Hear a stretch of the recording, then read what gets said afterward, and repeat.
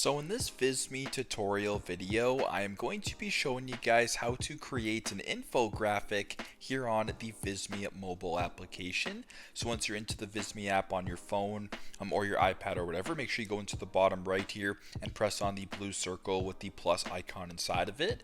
Then when you're on the create new screen, I want you to go ahead and find, since you want to do infographics, go down to this third row on the left hand side where it says infographics and press on infographics.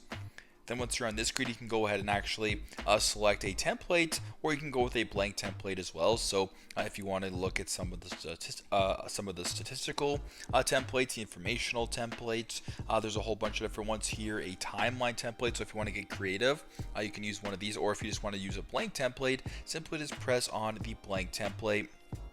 It's going to take a couple seconds to load, but it's a pretty straightforward process. That's how you guys can create an infographic here on the Visme mobile application. Thanks again for watching, and I hope this video helps.